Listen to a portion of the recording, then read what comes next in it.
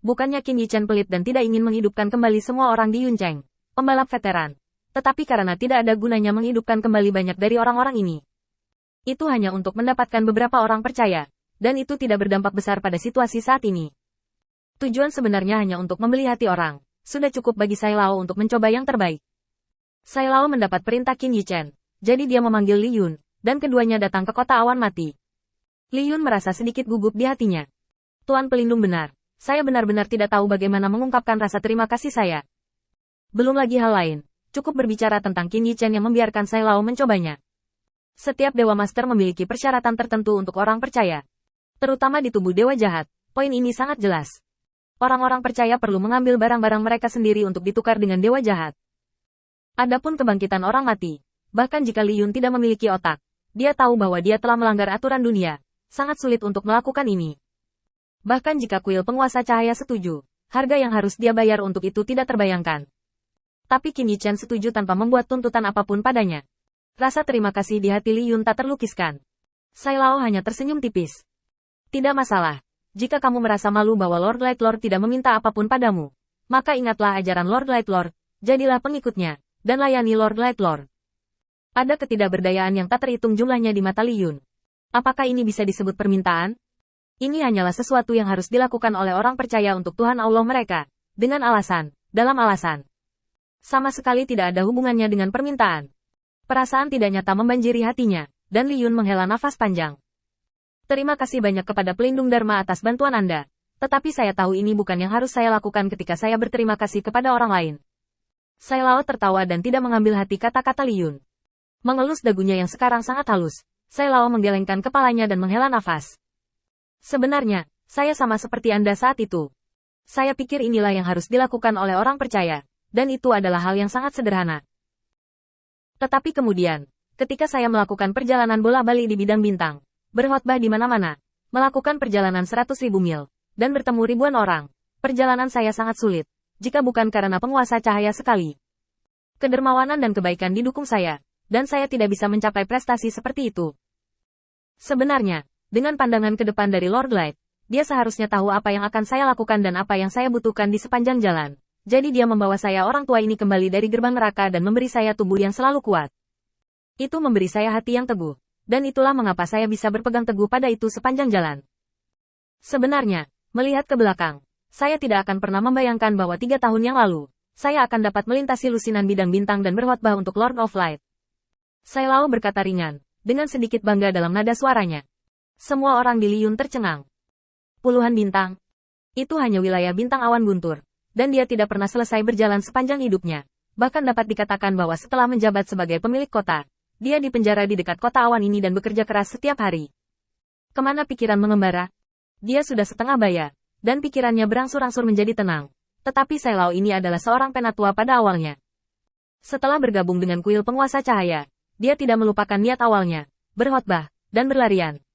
Li Yun menghela nafas pelan. Tuan cahaya yang memberimu harapan, kan? Sai Lao terkekeh dan menggelengkan kepalanya. Tidak, Lord Light baru saja memberiku tubuh dan keyakinan yang kuat. Adapun harapan dan tujuanku, itu semua adalah pikiran batinku sendiri. Apa yang bisa aku lakukan untuk Lord Light mungkin adalah hal-hal ini. Li Yun, kamu adalah pemilik kota. Kamu harus melihatnya lebih teliti daripada manusia fana itu. Penguasa cahaya berkata bahwa jika kamu memiliki cahaya di hatimu, kamu bisa menjadi cahaya. Ingat, hatimulah yang harus memiliki cahaya. Tetapi penguasa cahaya tidak dapat menyelamatkan mereka yang tidak memiliki cahaya di dalam hati mereka. Setelah beberapa kata, Li Yun mau berhenti. Dia akhirnya mengerti mengapa orang-orang percaya di kuil Lord of Light begitu mendukung Lord of Light dan mengapa mereka bersedia untuk melayani dia. Dia menundukkan kepalanya dan melihat ke Gunung Yuncheng, yang secara bertahap mendekat ke bawah. Li Yun tiba-tiba mengepalkan tinjunya. Terima kasih, Tuan Pelindung. Saya mengerti apa yang harus dilakukan. Sai Lao tersenyum ringan, datang ke puncak Yuncheng, melihat kota yang telah jatuh ke dalam keheningan di bawah, dan menghela nafas. Di bidang bintang yang disukai Lord of Light, hal tragis seperti itu tidak boleh terjadi. Semua makhluk di dunia harus memiliki hak untuk mengejar cita-cita. Penguasa cahaya tidak akan membiarkan begitu banyak harapan, dan itu akan jatuh. Bangun, jangan tidur lagi, dan jangan biarkan cita-citamu terkubur di sini. Sai Lao membuka tangannya, perlahan mengangkat kepalanya, dan perlahan menutup tangannya, seolah memegang harapan yang berat. Menatap langit dengan begitu saleh, Ada keheningan di sekitar. Hati Liyun tegang. Betapa dia berharap keajaiban terjadi. Tetapi dia juga mengerti dalam hatinya bahwa alasan mengapa keajaiban disebut keajaiban adalah karena itu tidak pernah terjadi selama puluhan ribu tahun. Sangat kusut di hatiku. Tiba-tiba, dunia di depannya tampak sedikit lebih transparan, dan Liyun mendongak dengan galak. Saya melihat awan petir sporadis diam-diam mundur di langit, dan tidak ada tanda-tanda nostalgia sama sekali. Cahaya yang sangat hangat jatuh dari atas kepala, menyinari bumi. Tubuh Sai Lao menjadi transparan. Saat Sai Lao membuka mulutnya, sebuah suara keras dan kaya bergema di langit. Anak-anak, keinginan apa yang kamu miliki? Tolong beritahu aku. Melihat tindakan mendengarkan penatua Sai, hati Liyun menegang. Ini adalah sesuatu yang tidak pernah dia lakukan untuk orang-orang Yuncheng.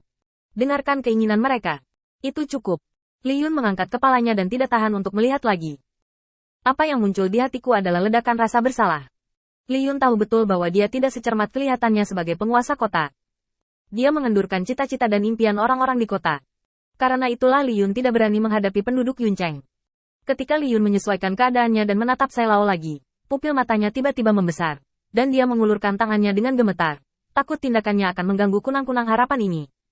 Sedikit demi sedikit, mereka terus terbang keluar dari Cloud City. Tetap di samping Sai Lao, perlahan berkibar. Dan tubuh kokoh Sai Lao juga kembali ke keadaan lama sang naga. Sai Lao sekarang menjadi orang tua yang baik hati, mendengarkan dengan seksama keinginan, anak-anak. Oke, kakek tahu keinginanmu. Jangan khawatir, kakek akan mematuhi kehendak Lord Light Lord dan tidak akan membiarkan keinginanmu gagal. Mengatakan itu, Sai Lao bangkit, perlahan mengangkat tangannya, dan melihat ke bawah ke puncak gunung di mana kunang-kunang masih menyembur keluar. Kenapa kalian semua tertidur? Cepat bangun. Seiring berjalannya waktu terbuang sia-sia, saya di sini atas perintah Lord Guang. Saya akan memberi Anda tubuh, dan saya akan memberi Anda kehidupan. Saya akan memberi Anda kesempatan untuk memenuhi keinginan Anda. Tidurlah, itu semua hanya mimpi buruk. Ketika kamu bangun, jangan lupakan harapanmu.